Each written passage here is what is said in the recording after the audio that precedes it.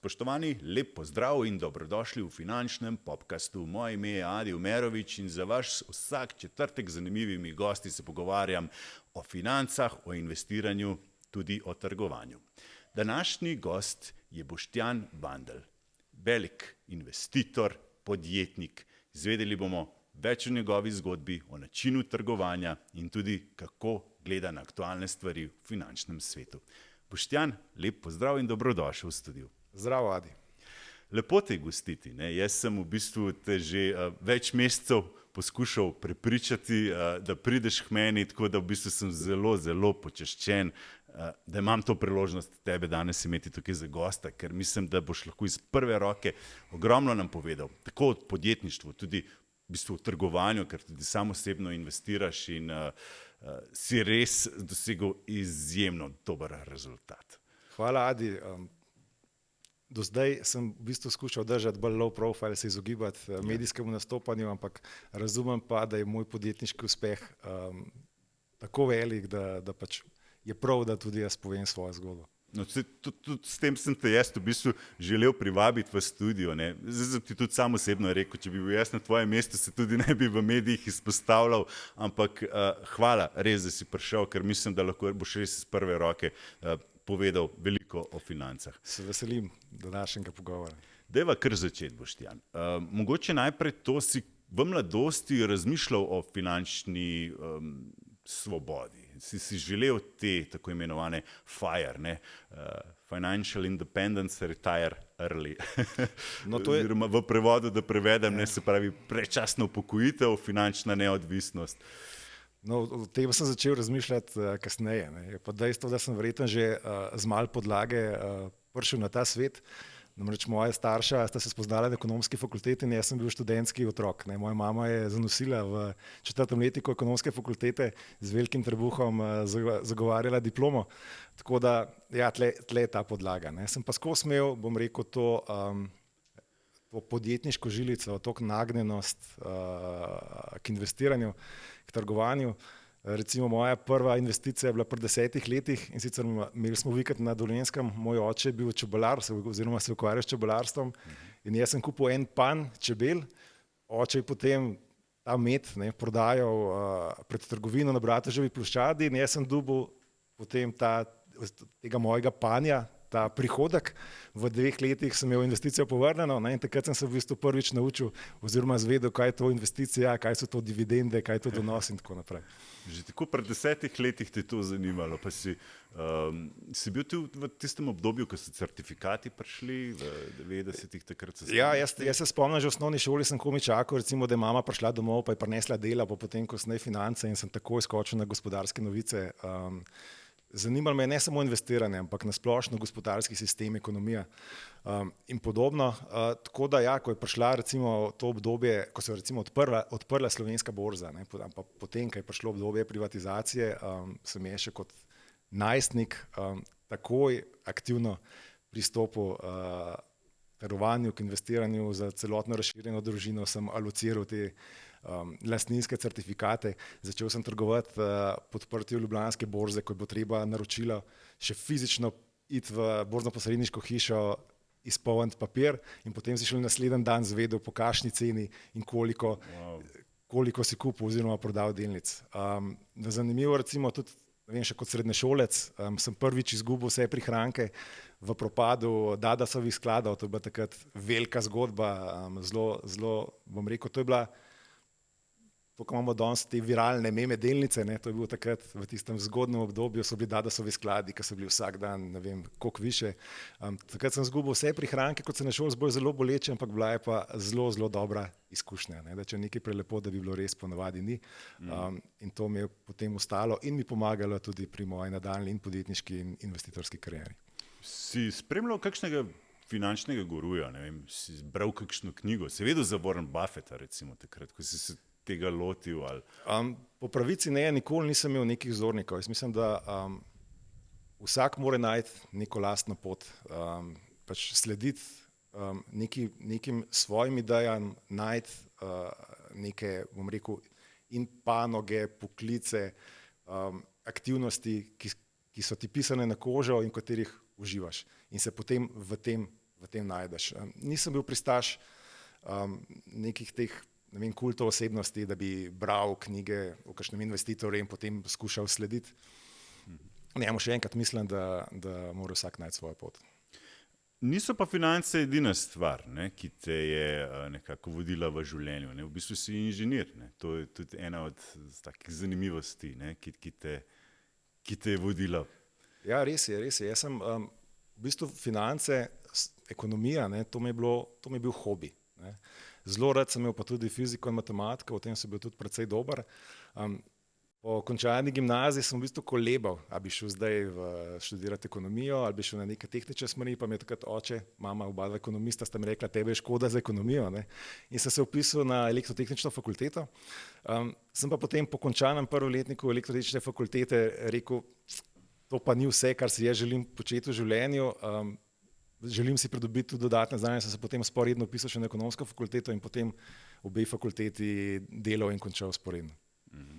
In potem tudi mislim, da je bila to res odlična kombinacija, ne, ker sem znal povezati v bistvu in tehnični aspekt in finančni aspekt. Ne. Takrat se je potem, sploh ko je prišla liberalizacija trgovanja z električno energijo in te stvari, je bilo to res konkurenčna prednost, ne, ker imeli smo, ne vem, še vedno, ne, imamo ekonomiste, ki ne ločijo med kilovatom pa kilovat na uro, ne.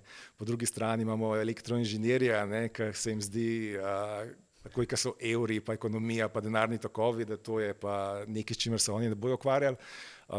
Jaz sem pa znal v bistvu to dvoje povezati, ne, in to v bistvu tudi zaznamovalo mojo nadaljnjo kariero.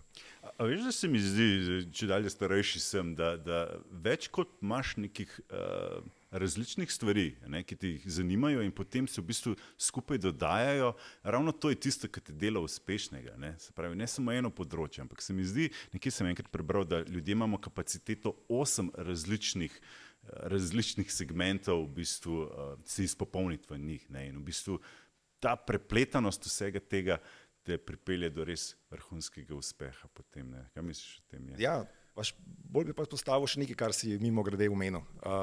Zanimati te more. Ne. Se pravi, to je ključno. Ne. Ti moraš biti iskreno zainteresiran za eno stvar, da se ji posvetiš, da uživaš, ko študiraš, ko delaš, ko premaguješ izzive. Ne. Ker če se ti usmeriš v nekaj, kar ti je dolgočasno, brez veze, ne boš uspešen na dolgi rok. Ampak je vse, ne? Od kuhanja do vremena, do financ, do vsega, vse ti lahko prinese. Ne? In mislim, da imamo, res je pa to. Ne? Absolutno. Jaz mislim tudi, da na vsakem področju si lahko uspešen. Ne? In karierno, in na koncu finančno. Ne? Poleg tega pa živimo v dobi globalizacije. Naš trg je lahko cel svet. In ne vem, tudi če si najboljši frizer na svetu, najboljši cvetličar, če si najboljši v izdelavi zobotrebcev, gumijastih škornjev ali pa mikročipov, konec koncev, boš izjemno karierno, podjetniško uspešen. Boštjan, si eden najbogatejših Slovencev. Kako je tvoja podjetniška oziroma ta karierna pot sploh začela? Si začel najprej na HSE delati po končani fakulteti, si imel že takrat kakšne podjetniške prebliske? Kako je pravzaprav se začelo? Ne? Verjetno teh milijonov nisi imel v začetku, ne? Niti bilo nič dano tako kot... V bistvu sem začel kot reven študent brez prihrankov oziroma z nekimi manjšimi prihranki, ki sem jih skušal plemenititi na finančnih trgih. Moja prva redna služba je bila pa na holdingu Slovenske elektrarne kot analitik, skratka najnižje tisto delovno mesto. Takrat se je liberaliziral trg električne energije, ne, in lastnik, Vlada Republike Slovenije, je več elektrarn združila pod okrilje holdinga Slovenskih elektrarn, ki je začel trgovati s proizvedeno električno energijo. In ko sem jaz prišel, v bistvu bili smo majhna, mlada, zelo zagnana ekipa, ampak ni bilo nič. Ne, in smo postavili vso trgovalno infrastrukturo iz začetka. Jaz sem zapustil HSE po 6 letih, takrat smo pa že trgovali z elektriko, mislim, da v 16 evropskih državah.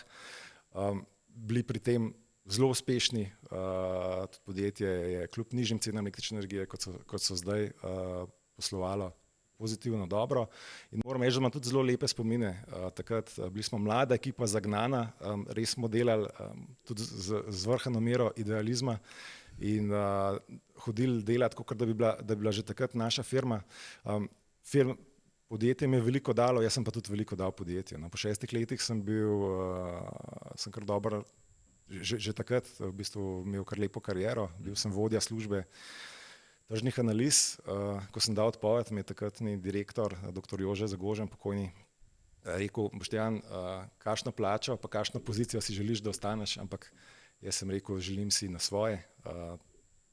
Po 6 letih tudi te začne motiti te omejitve in ta negativna selekcija, to prekletstvo javnega sektorja. In sem rekel, ne bom, kljub vsem pozitivnim izkušnjam, želim iti na svoje, se poskusiti na podjetniški poti in sem dal odpoved. V bistvu si imel priložnost živeti v nekem comfort zonu, ne, v udobju. Ne. Ja, res je. Bilo ti to napladno, pa si rekel ne. Res je. Tašča mi je rekla, odpoved si dal, pa tako lepo službo imaš, ljudje bi ubijali za tako službo, ne, kariero. Ne, jaz sem si želel na svoje. In še eno zanimivo dejstvo, ko sem dal odpoved, v bistvu nisem niti točno vedel, s čim se bom ukvarjal. Imel sem cel kup enih idej, ampak sam vedel sem, da moram probati na samostojni poti. To je bilo okoli leta 2008, se pravi v času gospodarske krize. Tako je. Jaz sem dal odpoved konec leta 2007.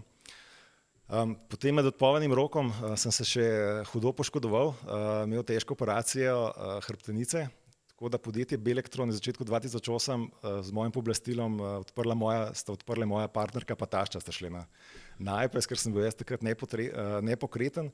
Prva ideja je pa bila, da se bom ukvarjal z naložbami. Ustanovil sem en naložbeni sklad, ki se je specializiral za trgovanje s surovinami, poleg tega sem se ukvarjal z svetovanjem za področje trgovanja na surovinskih trgih, razvil sem en softver za modeliranje urnih cen električne energije. Kar se tiče pa trgovanja z emisijskimi kuponi, po katerem je podjetje Belektron znano danes in pač na tem področju smo dosegli pač največji uspeh in prepoznavnost, s tem smo se pa začeli ukvarjati šele 1 leto kasneje. Se pravi, prvotno je bil to kot nek hedge fund, ne? Ali kako je bil, kot nek sklad, kot družba za upravljanje? Tako, naložbeni sklad, takrat je bil nereguliran,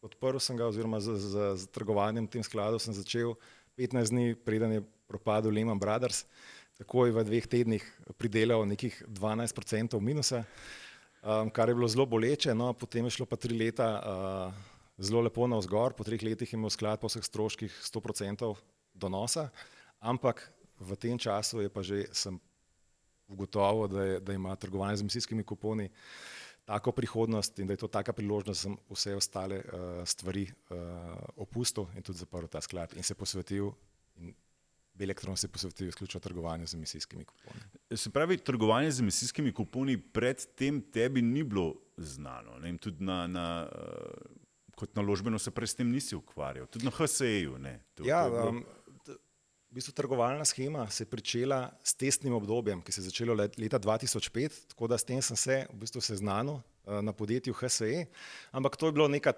taka zelo obrobna stvar, ne? Nekaj, kar se je vedel, da se bo dogajalo, ampak noben se ni točno znal predstavljati, kaj to bo, ne? Tako da poznal sem osnove, poznal sem teorijo, potem se je pa 2008 pa dejansko začelo redno trgovanje z emisijskimi kuponi, skratka ta evropska trgovalna shema je zaživela in po 1 letu sem jaz videl, da se v Sloveniji noben s tem resno ne ukvarja in leta 2009 začel v bistvu zelo z nekim takim akviziterskim pristopom. V to shemo je bilo vključenih, mislim, da okoli 90 največjih slovenskih industrijskih podjetij. Jaz sem začel klicati te direktorje teh podjetij oziroma finančne direktorje in jim začel razlagati, da imajo oni pa zdaj na svojih računih, ne, takrat je bilo večina te alokacije kuponov brezplačne, skratka država je onesnaževalcem dala večji del njihovih potreb oziroma celo presežke na njihove račune brezplačno. Jaz sem začel klicati te direktorje in razlagati, vi veste, da imate emisijske kupone na vašem računu, veste, kaj je sploh to, pač to je nek likviden inštrument. 80% sogovornikov sploh ni vedel, o čem govorim, ne. Tako da je bil moje ta prvo leto trgovanja, leto 2009, zelo akvizitersko, izobraževalno. Ne. Takrat se je začela tudi ta gospodarska kriza, kot si prej omenil, začeli so se problemi z likvidnostjo slovenskih podjetij in takrat je kar par slovenskih podjetij v bistvu rešilo svoj obstoj za prodajo emisijskih kuponov prek podjetja Belektron. Jaz sem pa našel neko madžarsko podjetje, ki je bilo pionir na tem področju, ki je imelo že vzpostavljeno trgovalno strukturo.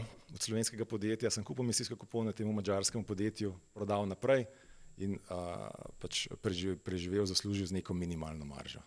Kot zanimivost, če lahko dodam, to madžarsko podjetje je mislim, da okoli leta 2015-2016 zašlo težave, Belektron ga je dokapitaliziral in postal njegov večinski lastnik. Se pravi, si ga kupil potem tako. 2015-2016. Dajmo mogoče uvodoma razložiti te emisijske kupone. Se pravi, jaz kot laik si predstavljam, nekdo onesnažuje in v ta namen mora v bistvu priskrbeti te kupone. Ne? Ja, zanimivo je, ne? Zdaj ta schema že skoraj 20 let v veljavi, ampak zanimivo je, kako malo ljudje vejo o njej. Ja. Osnova je zaveza boja proti podnebnim spremembam. Evropa je na to pot stopila že s Kjotskim protokolom pred letom 2000 in potem uvedla emisijsko shemo za trgovanje z emisijskimi kuponi kot temeljni mehanizem boja proti podnebnim spremembam. Ideja je pa takšna, v shemo so vključeni največji onesnaževalci, skratka največja industrijska podjetja. Na Evropski uniji se določi, koliko lahko toplogrednih plinov emitirajo v posameznem letu. Ta vsota se potem razdeli med države in države te kupone razdelijo med onesnaževalce, del brezplačno, del pa prodajo na aukcijah. Ta skupna vsota izdanih emisijskih kuponov vsako leto pada in zasleduje cilj zmanjšanja emisij toplogrednih plinov. Moram reči, da je bila kar uspešna, skratka to je nek najuspešnejši mehanizem zmanjševanja emisij globalno gledano. V teh letih do lani so emisije te težke evropske industrije upadle za več kot 40%. Ni pa to edina trgovalna shema. V več kot 25 državah sveta obstajajo enake oziroma podobne sheme s trgovanjem z emisijskimi kuponi. Amerika ima eno na vzhodni obali, eno na zahodni. Kitajska recimo ima shemo trgovanja z emisijskimi kuponi. Švica, Velika Britanija, Južna Koreja in še kar nekaj držav.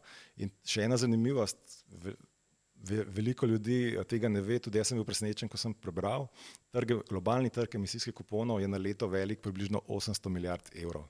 Od surovinskih trgov je samo naftni trg večji od trga emisijskih kuponov, vsi ostali trgi so manjši. Tako da nekaj, kar se je začelo zelo nišno, tudi z vidika poslovanja podjetja Belektron, se je v vseh teh letih razvilo v en zelo pomemben segment globalnega, ne samo evropskega, globalnega gospodarstva.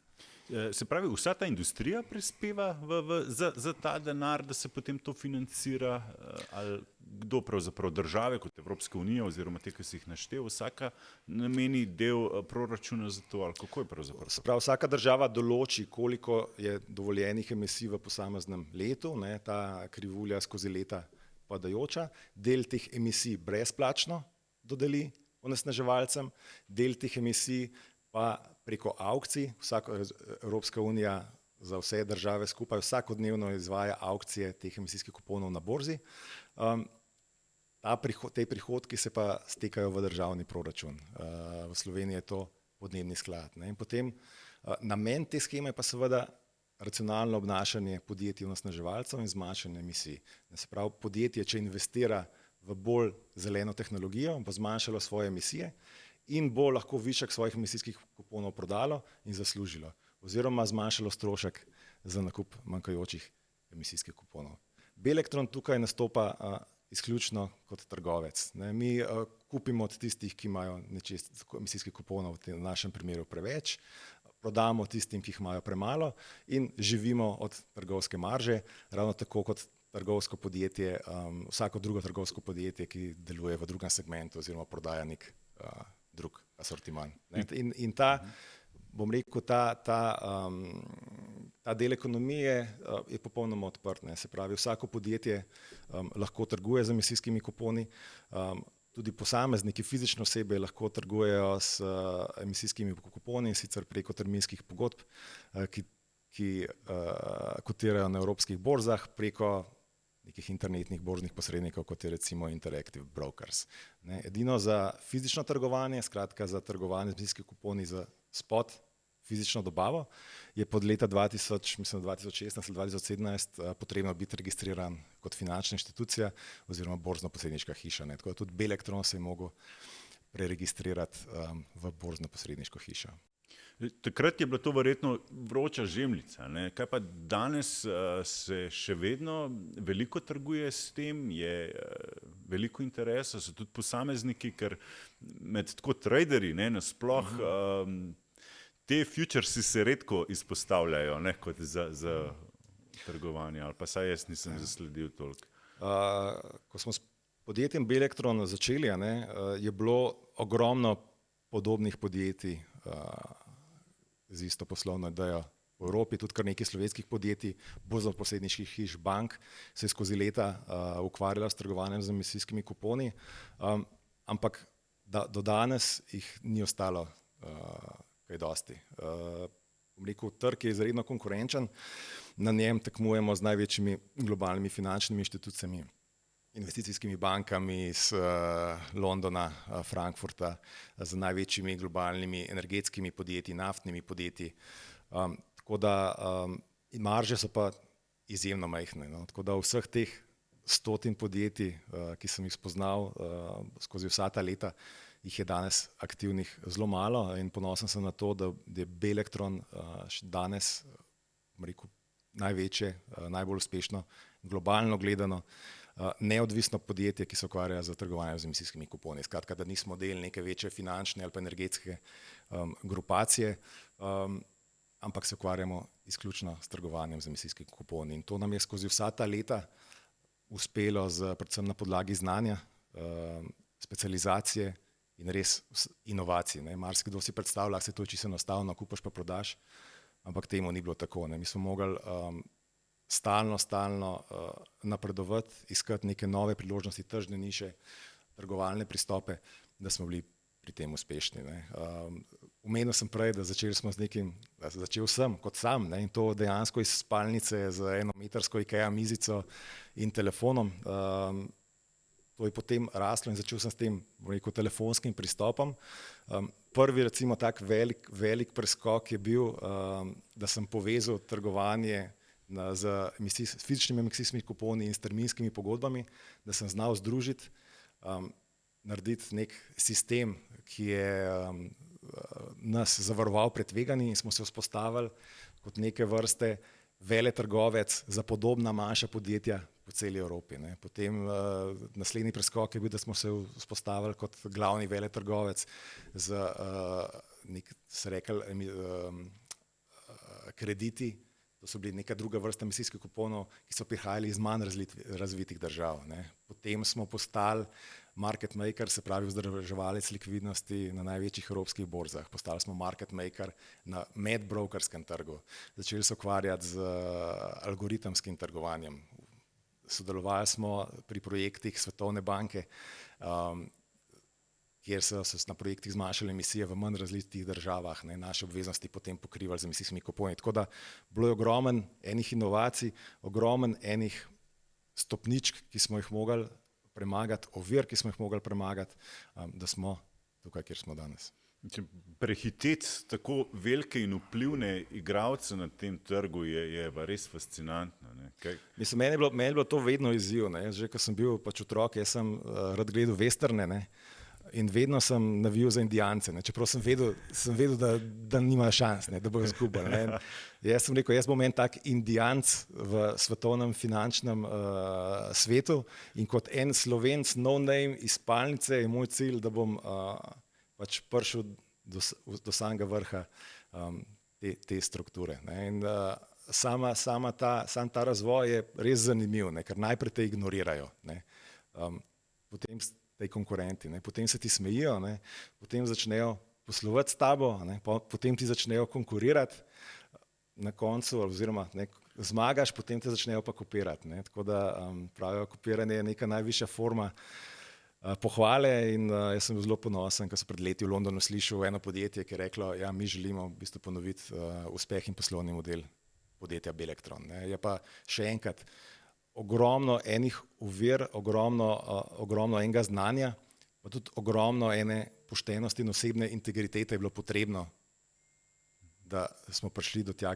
kjer smo. Skratka, ti veliki igralci sploh kot sprejmejo, da te sploh sprejmejo kot nekoga, s katerim so pripravljeni poslovati, ne, se moraš res dokazovati z vsakim poslom, vsako obljubo, ki jo daš, jo moraš držati in izpolniti še boljše, kot je bila dana. Ne. Skratka, mi smo bili znani po tem, da smo po sklenjenem poslu smo v istem dnevu in dobavili kupone oziroma v istem dnevu plačali prejete kupone. Bili smo izredno učinkoviti, izredno pošteni.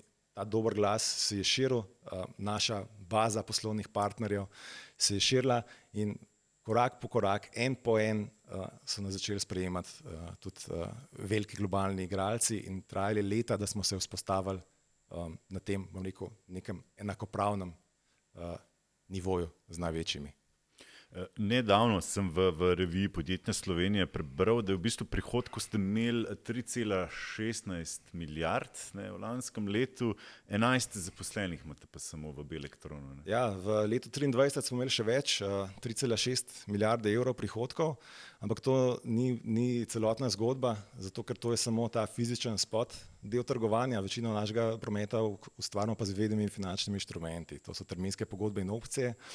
Tam je pa naš promet presega 10 milijard letno in ta promet po računovodskih izkazih ne gre v bilance, ni viden. Ne. Tako da naš, bom rekel, realen nominalen promet na leto je med 10 in 15 milijard evrov.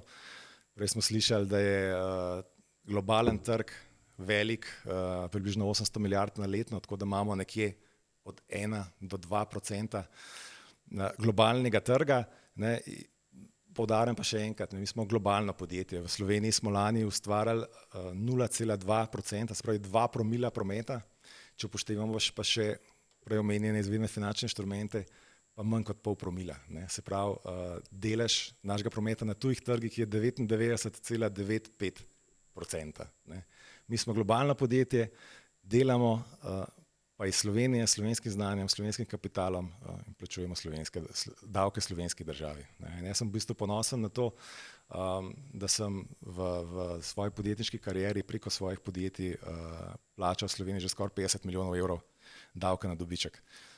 Ker mislim, da imamo tudi slovenski podjetniki neko moralno zavezo, ali pa saj tako jaz nočem zdaj soliti pamet drugih, ampak jaz čutim, da imam to moralno zavezo, glede na to, da sem tukaj rojen, tukaj hodil v šolo in da tukaj živim, da tudi na ta način poskušamo prispevati k napredku slovenske družbe. Kako vidiš nadaljnji razvoj Belektrona? To bi lahko, ne vem, enkrat delniška družba postala, da se še drugi delničarji vključijo noter ali... Ja, zanimivo vprašanje. Jaz sem drugačen tak zelo skeptičen človek, ne, po naravi in takrat na začetku vsaj prve 3 leta, sem rekel, te emisijski kuponi, vprašanje, če bo to sploh neka dolgoročna zgodba in me je to v bistvu omejevalo pri nekem podjetniškem razvoju. Ne. Potem sem pa ugotovil, da se treba posvetiti danes, ne, trenutku, v katerem živimo in se ne obremenjevati preveč s prihodnostjo. In ko sem nekako to ponotranil, se je Belektron res začel hitro rasti. Tako da jaz se ne obremenjujem preveč s prihodnostjo, jaz rad delam, kar delam, hodim vsak dan v službo, kaj bo prinesla prihodnost, bomo pa videli. Ne razmišljam pa o nekih statusnih spremembah ali pa neki kotaciji zaenkrat. Ker smo le zelo specifično podjetje, malo nas je, smo pa, bom rekel, najboljši na svetu v tem, kar delamo. In vrednost Belektrona je samo teh 10 ljudi. In mislim, da ni podjetja, ki bi bilo pripravljeno, ali pa tudi, da je bilo pošteno do vlagateljev, ki bi kupili delnico tazga podjetja, zato ker je res to majhna skupina ljudi z zelo specifičnim pa zelo visoko strokovnim znanjem. So to traderji? Kako postaneš del vašega kolektiva? Ja, v bistvu od 11 nas je kar 6 traderjev in z tega vidika imamo največji trgovalni parket, trading desk na svetu, ki je 100% specializiran za emisijske kupone. Večina mojih sodelavcev je prišla ali direktno iz fakultete, ali so se javili na razpise, zelo naključno. Dobivamo vsaj v zadnjih letih, ko je pač podjetje Belektron malo bolj tudi medijsko prepoznavno, kar dosti prošen za delo. Je pa dejstvo, verjetno. Tudi iz tujine, tudi Slovenije, tle se pač srečujemo s temi težavami glede pretirane obdavčitve dela, predvsem kar se tiče kadrov z najvišjo dodano vrednostjo, največjih strokovnjakov, tako da imamo sodelavce, ki za nas trgujejo iz Berlina, iz Amsterdama, iz Londona. Drugače pa ja, samo podjetje je, rekel, zelo specializirano. Imamo odlično informacijsko podporo, ki smo jo razvili sami oziroma je bila razvita na podlagi našega znanja, naših specifikacij. To nam omogoča res izjemno učinkovitost in niti ne potrebujemo, rekel, nekega velikega headcounta. Potem naprej, recimo, se nisi ustavil. Tvoja vizija je bila tudi v podjetju Engen. To je v bistvu podjetje, kjer si skupaj z Damjanom Mrlakom, gospodom Bernardom, ste nekako skupaj sestavili podjetje, ki naj bi proizvajalo baterije. V resnici tako je. Ja, jaz sem tudi investitor, sem vlagatelj, predvsem iščem zgodbe, ki so trajnostno naravnane, ki zagotavljajo samooskrbo in kjer smo lahko, kjer je potencial, da smo med najboljšimi na svetu. Zelo vesel sem, da sem se pač kot solastnik lahko pridružil Romanu in Damjanu v podjetju Engen. Zgodba je bila zelo naključno speljana, pač kot elektroinženir me je ta tehnologija vedno zanimala in jaz sem prek interneta naročil baterijo in sončno elektrarno pri podjetju Engen. Roman je prišel pogledati, če so fantje dobro zmontirali, usedla sva se na pivo in po pol ure sem rekel, midva mora biti partnerja.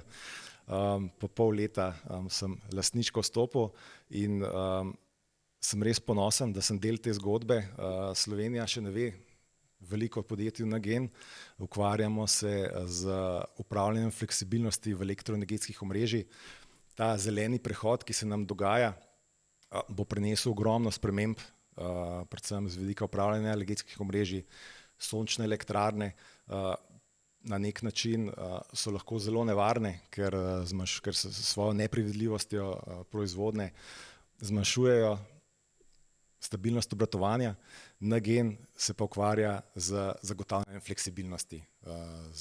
Razvijamo svoj softver, svoj hardver, imamo celovito rešitev, kar se tiče upravljanja baterij, sončnih elektrarn, polnilnic za avtomobile, toplotnih črpalk. Mislim, da smo pri tem najboljši oziroma med najboljšimi na svetu. Zelo sem ponosen, ker sem vstopil, je bilo 25 zaposlenih, danes nas je 100. Sodelavci so iz 9 evropskih držav in najboljši inženirji iz Tesle prihajajo delati v Engen. Pred letom in pol, ko smo investirali v baterijo v Talumu, sem rekel, da je naš cilj zgraditi s slovenskim znanjem in slovenskim kapitalom najboljše, največje, najbolj prepoznavno slovensko podjetje. Vsi so se malo nasmihali, da je to nek joke, ampak jaz še vedno stojim za to trditvijo in mislim, da sicer bo treba še ogromno dela, ogromno znanja, ogromno nekih pravilnih odločitev, ampak sem optimist in zelo zadovoljen. Očitno znaš pravočasno odkriti, kaj je tista vroča žemljica na trgu. To se mi zdi, da je zaradi tega zanimivo tudi v bistvu biti zelo pozoren na podjetje Engen, ker bi v prihodnosti lahko, podobno kot je Belektron od leta 2008 doživel izjemno rast, tudi to se zgodilo. Ja, meni je bilo vedno zanimivo spremljati te trende, ki se v svetu dogajajo. Zdaj ta prehod, bom rekel, iz fosilnih energetskih virov na obnovljive vire sem prepoznal v bistvu ne kot samo nujo iz nekega okoljevarstvenega vidika, ampak tudi kot neko pozitivno stvar za Evropo iz nekega ekonomskega, geostrateškega vidika. Evropa nima dosti svojih fosilnih goriv oziroma nima nafte in plina. Tako da iz več vidikov se mi je zdel ta zeleni prehod smiselen in da bo to prihodnost. Ja, in v to sem potem usmeril tudi svoj podjetniški fokus. Ravno tako zdaj. Ne? Veliko se govori o sončnih elektrarnah, cena pada, malo manj se govori, ne? Pa tudi politiki redko omenjajo recimo težave, ki jih bo to kmalu začelo povzročati. Ne? Mislim, da je zelo pomembno, da ima podjetnik poleg tega osebnega zanimanja in ljubezni do enega določenega področja tudi možnost nekega strateškega, širšega pogleda, videti par let naprej, skratka, kaj bodo te potrebe, kaj bodo neke, bom rekel, nove revolucije na gospodarskem področju, ne, in če si korak pred ostalimi, imaš tukaj konkurenčno prednost. NGEN je definitivno taka zgodba, kot sem pa rekel, se pa idealno vklapla v to mojo filozofijo, ne, se pravi samooskrba, trajnost, odličnost. Če si dober investitor, moraš slediti tem trendom. Ne? To je v bistvu edini tisti povod za nek dober uspeh. Recimo bi znal oceniti obnovljivi viri energije, jedrska energija. Kaj bo prevladalo? Kako se bo razvijalo? Še vedno namreč porabimo 65% za proizvodnjo elektrike svetovno iz fosilnih goriv. Torej, če bo šlo to stran, kaj bo nadomestilo? Ne? Ja, jaz sem po osnovni izobrazbi sem energetik in praktično celo kariero se ukvarjam tudi s preučevanjem energetskih sistemov, ne samo Slovenija, ampak celotna Evropa, svet.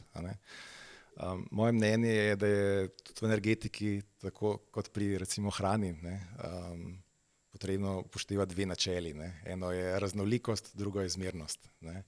Tako da jaz mislim, da in jedrska energija in solarna energija, vetrna energija, obnovljivi viri imajo definitivno prihodnost in bodo potrebni v nekem globalnem energetskem miksu, ne, ima pa vsak od teh virov svoje prednosti in svoje slabosti, ne, ki jih je pa treba upoštevati. Ne. Tako da v zahodnem svetu je to bolj stvar nekih investitorskih odločitev, ne. Pri nas, kjer je energetika še vedno v večji meri državna, bo to stvar nekih političnih preigravanj, ne.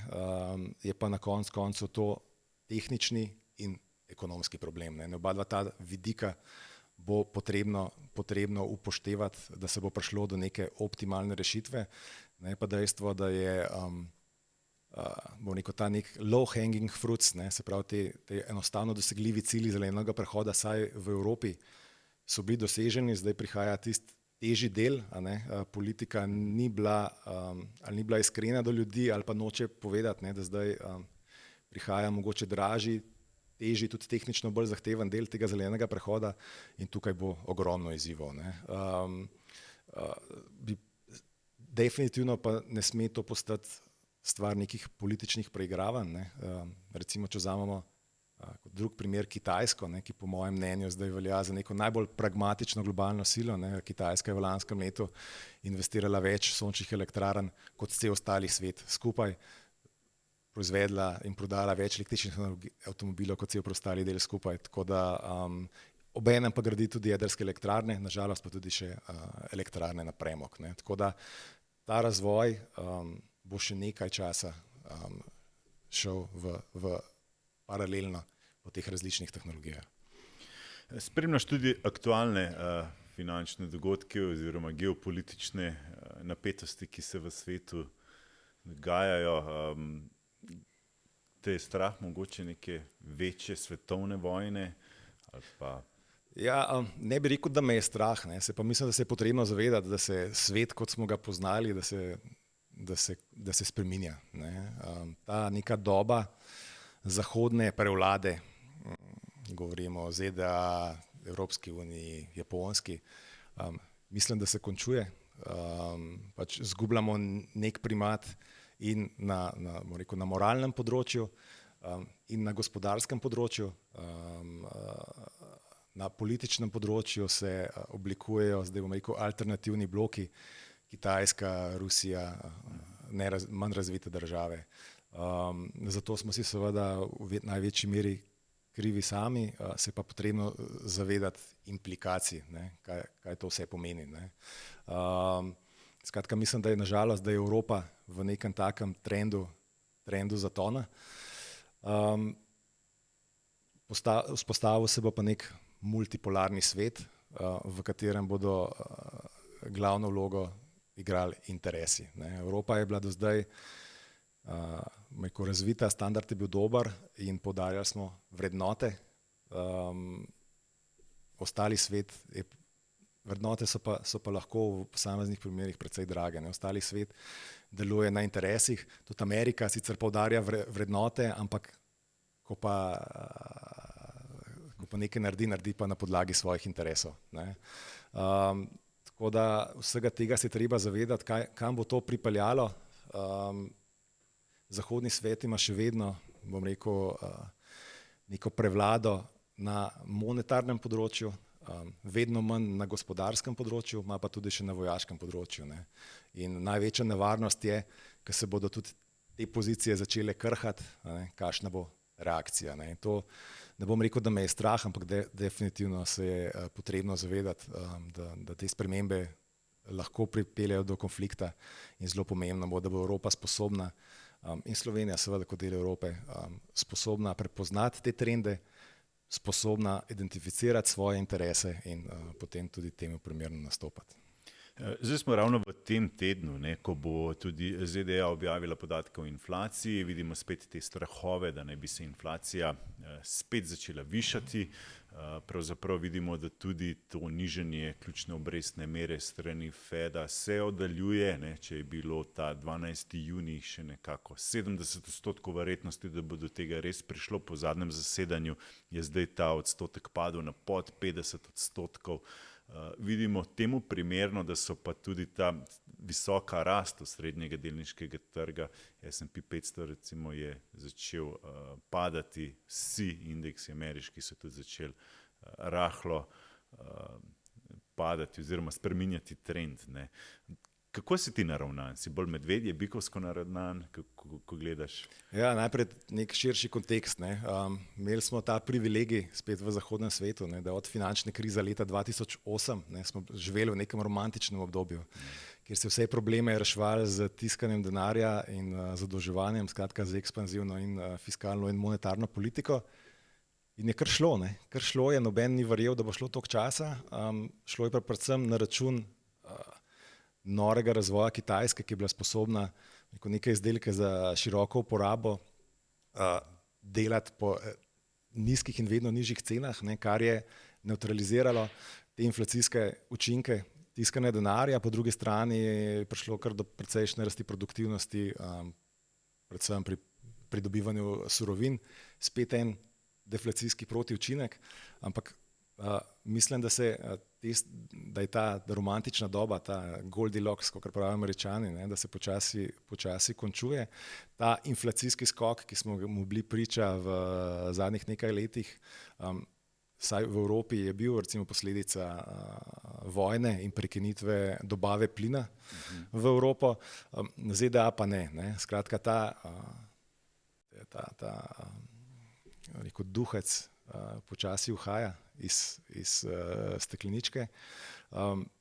Jaz nikoli nisem verjel, da bo inflacija zdaj kar čudežno čez noč padla in bomo spet na tem nivoju ničelne pa zelo nizke inflacije in se bo spet lahko začelo tiskati denar naprej. Jaz mislim, da bo inflacija vztrajala na teh nivojih, kjer je zdaj.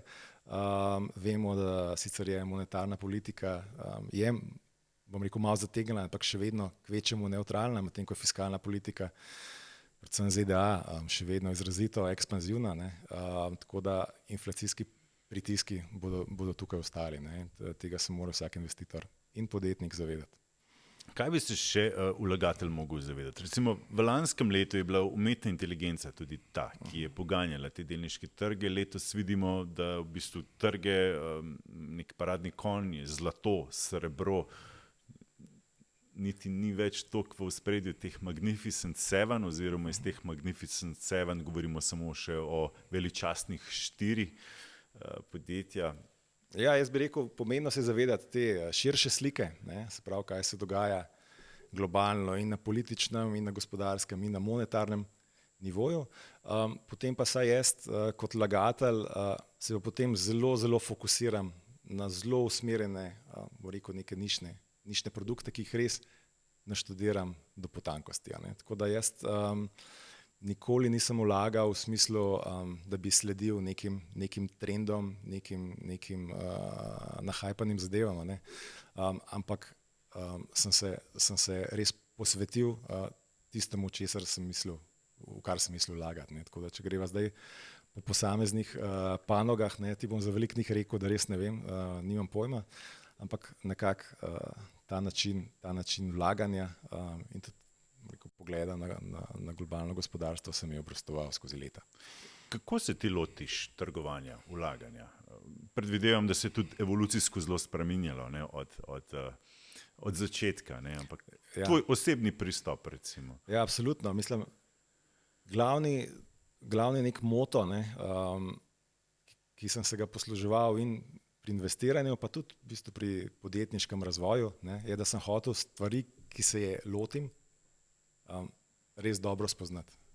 Poglobil sem se do vsake podrobnosti, res naštudiral zadevo, da sem se počutil res strokovnjaka na določenem področju in šele potem sem šel v naložbo, ali z podjetniškega vidika ali pa z vidika investiranja.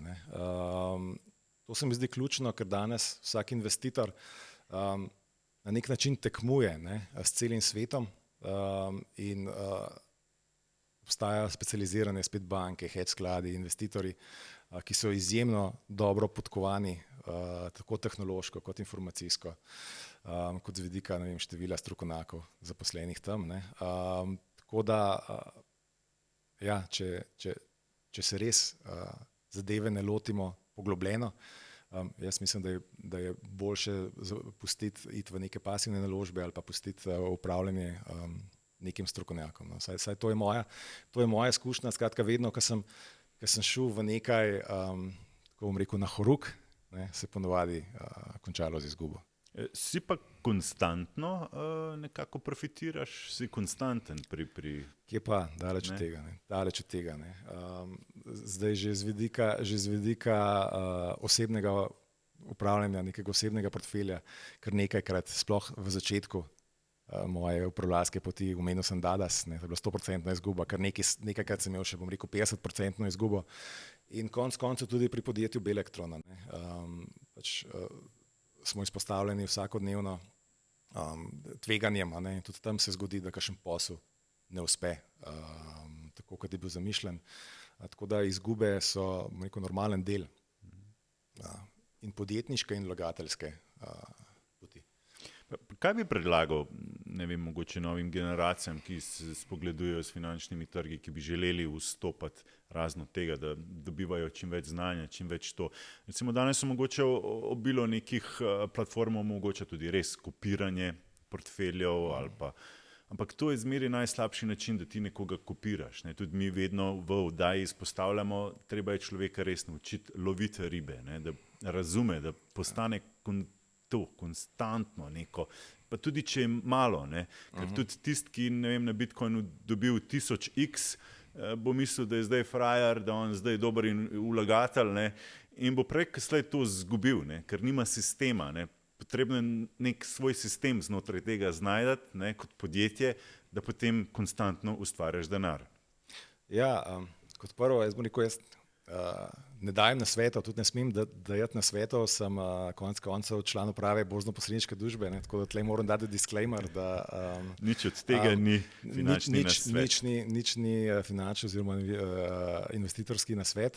Zgolj v informativne namene. Lahko pa povem, kako jaz delam, pa kako se jaz lotevam stvari. Se pravi, še enkrat ponovim, absolutno se poglobiti v tematiko, ker potem veš in zakaj kupiti in veš tudi zakaj in kdaj prodati. Ker če ti spremljaš nekoga, on reče, ta delnica je pa zdaj vredna nakupa, in ti to kupaš, potem to gre gor, ampak ti ne veš, zakaj si kupil in potem tudi ne veš, zakaj boš prodal, kdaj boš prodal. In ponovadi se take zgodbe ne končajo dobro, saj to je neka moja izkušnja. Če pa ti veš, zakaj si kupil, recimo, ker je nek vrednostni papir podcenjen, pa veš, kdaj bo trg prepoznal vzrok te podcenjenosti, kdaj se bo to odrazilo na ceni in takrat veš, da je pač ta inštrument mogoče pravilno vrednoten ali pa celo več ovrednoten, kot si zaslužil in boš prodal. Ne. Skratka, ti moraš postati gospodar svoje usode, ne. Če pa ti slediš drugim, pa temu nikoli ne bo tako. Ne. Je pa dejstvo, da se ta, bom rekel, investitorsko okolje, ta univerzum globalno zelo spreminja. Ne. Z prihodom novih generacij na trg, z socialnimi omrežji, z raznimi viralnimi aktivnostmi in tako naprej, se ta okolje, ta dinamika močno spreminja, ne, in tega se moramo vsi zavedati. Ne. Tudi neki bolj recimo tradicionalni velji vlagatelji, ne, kot mladi, ne, skratka to treba upoštevati potem pri trgovalnih strategijah, pri upravljanju s tveganji. Na koncu se da temu tudi zelo dobro prilagoditi nek način trgovanja. Skratka, upoštevaš še vedno, saj jaz tako delam, ne, še vedno sledim svoji trgovalni filozofiji, ampak upoštevam pa tudi to novo dinamiko. Se pravi, spremljaš fundament, če prav razumem, ne vem, denarni tok gledaš, koliko je zadolženo podjetje, res tiste osnovne stvari, istočasno pogledaš, ne vem, tudi geopolitične, ne vem, kaj se zgodi s Kitajsko. Recimo Alibaba je en tak lep primer, ne, ker recimo je lep cash flow, vse super, ampak ja, zelo dobro si povzel. Ne. Skratka, ja, gledam ta big picture, ne, se pravi globalne, politične, makroekonomske kazalce in kam trende, kam stvari grejo. Potem se pa fokusiram na neko točno določeno panogo ali pa na točno določena podjetja. Naredim zelo dobro analizo z vidika fundamenta, ne, potem pa tudi spremljam, koliko so ta podjetja v bistvu popularna. Ne. Vse to upoštevam v svojih trgovalnih strategijah, je pa dejstvo, da se te moje trgovalne strategije pa stalno spreminjajo. Skratka, stalno prilagajam te moje aktivnosti v bistvu okolju, ki se pa tudi stalno in vedno hitreje spreminja. Pa kakšne strategije imaš vse, kakšna pravila? Ja, trenutno recimo imam kar velik del mojega privatnega portfelja v dolžniških vrednostnih papirjih, ne, recimo zakladne menice prinašajo evropskih držav, ne, skoraj 4% letno. Nimam kaj dosti nekih teh directional bets, ne, se pravi, da bi imel nekih dolgoročnih investicij, imam jih nekaj, sicer predvsem na surovinskem sektorju, ne. Mislim, da spet ta zeleni prehod bo pomenil dosti veliko povečanje povpraševanja, predvsem po bakru. To je neka dolgoročna zgodba, v katero verjamem. Imel sem nekaj časa nazaj kar velik portfelj slovenskih delnic, predvsem zaradi dividendnega donosa, ki je bil izredno dober, sploh v času nizkih obrestnih mer. Ko so te obrestne mere zrastle, sem ta del portfelja zmanjšal. Zdaj pa trenutno pa tudi ne verjamem v neko fundamentalno trdnost globalnega gospodarstva, tako da igram pa dosti na te, bom rekel, zelo popularne delnice, vrednostne papirje, ampak z nekimi zelo kompleksnimi trgovalnimi strategijami, short iron condor, če veš, kaj to pomeni. Skratka, prodam nakupno in prodajno opcijo na ceno, ki je trenutna, kupim nakupno in prodajno opcijo, ki je malo bolj stran od trenutne cene. Na ta način v bistvu moja stava je, da je dejanska volatilnost teh delnic nižja, kot jo danes prepoznava trg. Skratka, zelo zahtevna opcijska trgovalna strategija, ki deluje zadnje čase precej dobro na delnicah, ki so zelo popularne. Ne. To so zelo take enotedenski investicijski fokus, ampak za en del mojega portfelja trenutno zelo primeren. To pa slediš na podlagi tehničnih analiz, predvidevam? Ne, sploh ne uporabljam tehnične analize. Okay. Mislim, da je to, Angleži pravijo, oziroma Američani, self-fulfilling prophecy, ne. In ja, dejansko deluje v določenih primerih, no, ampak jaz pri svojih investicijskih Astrologija za moške, ali kako pravi. Zna biti, v glavnem jaz ne uporabljam. Spremljam pa, tako da vidim, pač, kako se drugi odzivajo na to, ampak pri svojih investicijskih odločitvah je pa ne uporabljam. To velja tudi za naše poslovanje v podjetju Belektron. Izpostavil si, ne, da so ti blizu tudi slovenske delnice, ne, slovenske domače družbe. Veliko je bilo govora tudi nedavno na Ljubljanski borzi, ne, kaj naprej, kako postati ta trg, ne, prepoznavni trg, da bi privabili tudi tuje vlagatelje, ne, trg iz razvoja, torej iz obrobnega v trgu razvoja prejiti, ne, to, kar je recimo Romunom uspelo. Ne. Tudi izpostavljalo se je Dars, ne, da bi to postala tudi delniška družba. Kakšno je tvoje mnenje? Imaš tukaj, ne vem, glede na to, ne, da sem te tudi vprašal, če bi lahko Belektron postal tudi recimo delniška družba ali pa nek tak huge, zanimiv potencial za tuje vlagatelje ali pa NGen mogoče, ne vem. No, na Genu dejansko imamo nek dolgoročni cilj, ne, iti v nek IPO, ampak to, ko bo na Gen globalna zgodba, ne slovenska. Ne. Dejstvo pa je, da bi Slovenija potrebovala bolj aktiven trg kapitala, da bi bilo to dobro za gospodarstvo, za podjetnike, za nove podjetnike, ki bi na ta način prišli do kapitala in na koncu tudi za družbo. Ne.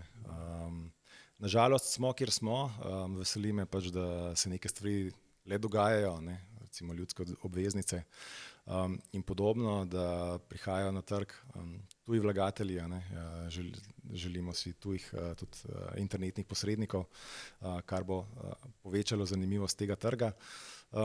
Ja, smo pa nažalost, kjer smo. Ne. Je pa to, bom rekel, tudi posledica mogoče nekega nerazumevanja pomena finančnih kapitalskih trgov in finančnega sektorja nasplošno v slovenski družbi, ne, kar je na nek način posledica velike finančne nepismenosti, po drugi strani pa tudi nekega strahu, nerazumevanja pred pomenom finančnih trgov. Ne. V razvitih državah ZDA, Švica, Velika Britanija, pa tudi Francija in Nemčija, ne, ta finančni sektor res pomeni kar en lep del bruto družbenega proizvoda. Ne. Slovenski finančni sektor je pa predvsem viden kot neke vrste neka pomožna dejavnost. Ne. In tukaj sem zelo ponosen na uspeh, ki ga je podjetje Belektron na tem področju doseglo. Mislim, smo edino slovensko podjetje, čeprav nas je samo 10, čeprav obstajamo samo 15 let, ki se je uspelo na podlagi znanja, trdega dela, prebiti res v to prvo ligo, sicer na nišnem inštrumentu, ampak v to prvo ligo te globalne finančne industrije. Mislim, da bi tudi to bil lahko da bi lahko bili nek vlečni konj ali pa navdih za nadaljnji razvoj finančnega sektorja, pa tudi mogoče kulture vlaganja, investiranja, rasti finančne pismenosti v Sloveniji. Veliko je treba tle postoriti. Temu je namenjena tudi ta oddaja in pravzaprav vse to finančno pismenovanje, ki se ga gremo. Zelo je pomembno, ne, ker se mi zdi, da bo čez 10-20 let tisti otroci, ki ne bojo dobili tega znanja, ne, že zdaj bojo res prikrajšani, ne, in tisti, ki pa že zdaj dobivajo to in jim je blizu, jim bo lažje v življenju, ne, če gledava kakšne pokojnine se jim obetajo. Meni se zdi naravnost nezamisljivo, ne, da naši otroci v 6. razredu se učijo, ne vem, kako se razmnožujejo nevretenčarji, pa kakšna je struktura celične stene rastlin, ne, po drugi strani pa za 80% univerzitetno izobraženih ljudi ne moreš imeti nekega argumentiranega pogovora, ne vem, o gospodarskem sistemu, o davkih, o proračunu, o podjetništvu, o investiranju. Ne, Država je bila že zdaj obveznica, delnica, ne, že te razlike, da ne govorimo, kaj je sploh ETF pa tako naprej. In je velika škoda, ne, in na osebnem in na državnem, na nacionalnem nivoju. Ne. Ni čudno potem, da imamo Slovenci največji delež depozitov na vpogled, kjer smo lani pač izgubili 10%, skoraj 10% realne vrednosti. Ni čudno, da potem najbolj nasedamo na te razne prevare, catch the cash, razni forex, kriptoskemi, happy, ne vem kaj. Ne? In to vpliva potem tudi na našo percepcijo sveta, politike, tem na koncu, ki se v naši javni sferi stalno pojavljajo, ne, in se povzročajo, tudi to, da se vrtimo v nekem krogu že vsa ta leta. Ne.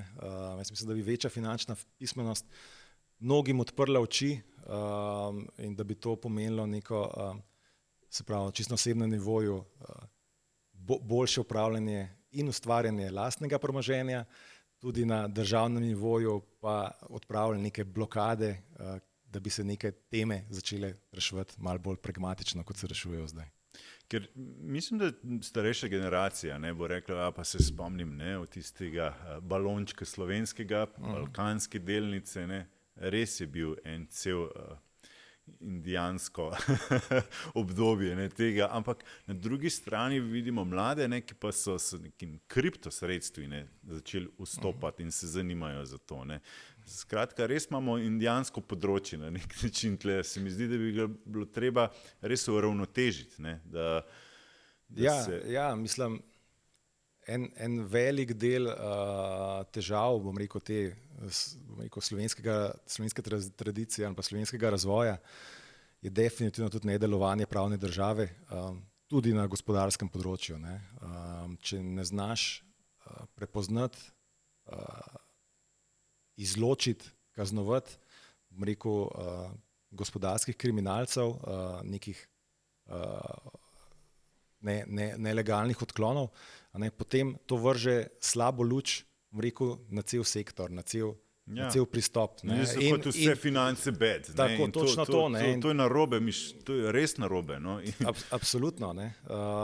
In to ustvarja spet te neke blokade, ki nam preprečujejo, da bi in nas dela revne s tem, da denar holdamo tako. Absolutno, jaz bom tako rekel, jaz sem imel ta privilegij, ki je bil sicer zelo trdo prislužen, ampak da sem dejansko delal, komuniciral z največjimi strokovnjaki v največjih globalnih, najbolj uspešnih globalnih finančnih inštitucijah. Ti ljudje niso nič bolj pametni od mojih sodelavcev ali pa ljudi, ki jih poznam. Kar jih mogoče razlikuje, je ta sistem, v katerega so umeščeni. Sistem, kjer dejansko stvari funkcionirajo, kjer je red, kjer so dobre stvari nagrajene, slabe kaznovane oziroma se jih odstranijo. In ta sistem dejansko omogoča potem napredek celotni družbi in tega bi si želel tudi v Sloveniji, ker mislim, da bo nam vsem lažje. Kaj bi mogoče še svetoval tistim, ki so strogo samo v Bitcoinu, ne vem, ali pa samo v tem? Kakšen je tudi tvoj pogled na... Jo, še enkrat na svetu ne dajem, ampak moj pogled, jaz nikoli nisem bil vernik v digitalno zlato. Niti v kriptovalute, niti v delnice, niti v zgodbe. Vedno, kot sem rekel, naštudiram zadevo, pri kriptovalutah. Me je motil predvsem to, da so Ponzijeva schema, ampak po drugi strani imamo v globalnih finančnih sistemih kar nekaj Ponzijevih schem, pa uradnih, pa vse deluje. Moram pa reči, da me je presenetil ta, če temu rečemo, uspeh, razvoj, ne bom rekel kriptovalut, predvsem Bitcoina, ki se je uspel uveljaviti kot naložbeni razred. Prej sva rekla, še vedno imamo izjemno eksplozivno fiskalno politiko v zahodnih državah, skratka denarja ob toku je vedno več in ljudje in podjetja in države izvoznice se zavedajo, da da več denarja ob toku pomeni razvrednotenje tega, ponavadi pomeni razvrednotenje tega denarja na dolgi rok in iščejo neke hranilce vrednosti. Ali so to delnice, ali so to nepremičnine, ali je to zlato. Bitcoin se tudi mu je uspelo, kljub, bom rekel, moje skepsi, se vzpostaviti kot nek legitimen naložbeni razred. ne samo ohranjevalca vrednosti, ampak tudi, bom rekel, daje nek. Kaj pa ta pogled, ne? Ker v bistvu ima omejeno količino, 21 milijonov. Ne? Ravno kontra, zato je tudi nastal leta 2008, takrat oziroma po gospodarski krizi, ravno kontra temu, kar centralne banke v bistvu tiskajo denar lahko v nedogled, ne bi bila tlele neka stvar, ki je res omejena. Ne? Se pravi, niti zlato, niti srebro, nič od tega ni tako omejeno kot to. Ja, ljudje iščejo hranilce vrednosti. Ja. Najboljši hranilec vrednosti je nekaj, kar je omejeno, ne? Kar se ne da natisniti, kar se ne da replicirati. In ja, Bitcoin očitno v očeh velikega števila svetovnih vlagateljev, predvsem mladih, tem pogojem ustreza. Je pa zanimivo ekonomsko, ne? Ker v bistvu smo imeli tudi prej denar vezan na zlato, ne? Pred letom 1970. Ne? V bistvu smo imeli potem, ko smo se odvezali od tega, ne? Ta fiat, ko je pravzaprav sam papir bil, ne? Smo imeli izjemno rast, ne? Gospodarsko. Ne? Zaradi tega tle mi je zelo zanimivo, ne? Ali spet omejiti to, ne? Ali je boljš imeti stvari, ki niso omejene, ne vem, ekonomsko gledano. Ne? Jaz bi rekel, osnovni problem je, kot že omenjeno, ne? To tiskanje denarja. Ne? In to bo pripeljalo do velikih pretresov, predvsem v zahodnem svetu. Ne? Tudi centralne banke, bom rekel, držav izvoznic, ne vem, Saudska Arabija, Kitajska, seveda. Ne. Se mi zdi, so začele prepoznavati to na nek način umazano igro tiskanja denarja na zahodu, ne, in zmanjšujejo delež deviznih rezerv v zahodnih valutah. Ne. Koliko časa bo trajal ta, bom rekel, nek tak miren razvoj dogodkov, je vprašanje. Ne. Pravijo, da neke očitne stvari trajajo veliko dalj časa, kot je kdorkoli mislil, da se bodo zgodile, pa se pa začnejo dogajati, se zgodijo pa veliko hitreje, kot si je kdorkoli predstavljal. Ne. Tako da to je sigurno nek moment, ki se ga moramo zavedati. In ja, Bitcoin, rast cen zlata zdaj v zadnjem času, rast cen delnic, ne, kljub temu, da se neke makroekonomski kazalci slabšajo, ne, so samo različne plati iste zgodbe. Dajva še eno res za konec o življenjski filozofiji, ne? Ker v bistvu življenjska filozofija je zelo povezana tudi z načinom, kako vlagaš, kako investiraš. Bi se strinjal s tem? Ja, definitivno. Ne. Jaz prisegam pač na natančnost, na poštenost, na iskrenost. Ne. Na tem sem gradil svoj podjetniški razvoj, na tem gradim svoje vlaganje. In do zdaj pač se mi je to obrestovalo. Ne. Sem ful ponosen, kaj mi je uspelo ustvariti in na kakšen način sem to ustvaril. Ne. Da lahko vsakemu poslovnemu partnerju pogledam v oči, ker vem, da sem korektno izpolnil svoje pogodbene obveznosti, da sem izpolnil še več, kot sem obljubljal, da sem vedno deloval po pravilih, da sem plačal vse davke in konec koncev na nek način prinesel tudi nekaj skupnosti. Si skromen človek? Jo, zelo težko je dajati neke take sodbe o sebi. Ne. To morate vprašati ljudi, ki me poznajo. Še vedno imam, bom rekel, iste prijatelje, ki sem jih imel 20 let nazaj. Ne vem, lani smo šli na road trip po Ameriki s 5 sošolci iz srednje šole in je bilo odlično. Tako da jaz mislim, da me ta podjetniški uspeh definitivno me je zaznamoval. Ne. Vsako stvar, vsak dogodek, ki se nam zgodi v življenju, vsak dan, ki ga preživimo, nas na nek način zaznamuje. No. Ampak mislim pa, da mi ni stopil v glavo. No. Tako da še vedno prisegam, bom rekel, na iste vrednote. Še vedno grem vsak dan službo za to, ne da bom zaslužil, ampak da bom nekaj naredil. Ne. Recimo prej so govorili o Nagenu, 2-krat na teden se peljem zdaj v Žirovnico, delam ne zato, ne na način, da bi igral nekega velikega šefa, ampak dejansko razvijam algoritme za upravljanje baterij, fleksibilnosti na energetskih trgih. Zato, ker me to veseli, ker vidim v tem izziv, ker mislim, da bom s tem marsikaj dobrega naredil, marsikaj lepega ustvaril. In to je nekaj, kar me žene. Bravo. Poleg biznisa in vsega tega imaš še kakšen tak nenavaden hobi? Tako bom rekel, rad se ukvarjam s športom, zelo rad hodim v hribe, rad se ukvarjam, sem morski človek, ukvarjam se s podvodnim ribolovom. Ti dve dejavnosti sta taki, da ti, bom rekel, sprazneta glavo, ne? In to je nekaj, kar definitivno potrebujem. Sem zelo zaposlen, ne znam zabušavati. Že 3-krat sem se upokojil, ne? Sem rekel, zdaj pa sem to kot imam dovolj, ne? Ampak sem zdržal par mesecev, ne? Vedno me potegne nazaj v neke izzive, vidim stvari, ki jih želim rešiti, vidim ideje, ki jih želim udejaniti, tako da mogoče to je en moj večjih težav, pač da se ne znam ustaviti, da ne znam biti na miru. Hobiji so pa potem del načina oziroma en izmed načinov, kako to nekako skompenziraš. Boštjan, hvala lepa, ker si si vzel čas. Upam, da te še kdaj zanese v naš studio, da lahko še več klepetava o vseh povezanih stvarih s financami, investiranjem, trgovanjem in tako naprej, tudi v podjetništvu seveda. Hvala lepa, Adi, bilo mi v čast. Hvala lepa, upam pa res, da se še kdaj vidiva. Spoštovani, hvala lepa tudi vam za pozornost. Uspešen teden še naprej. Spremljajte nas vsak ponedeljek v sklopu informativne oddaje Svet na kanalu A, kjer pripravljamo aktualne finančne novice. Vsak torek tudi objavim zanimive analize in grafe, vezane na pretekli teden in aktualne dogodke, ob četrtkih pa zanimivimi gosti v finančnem podcastu. Hvala lepa in lep pozdrav.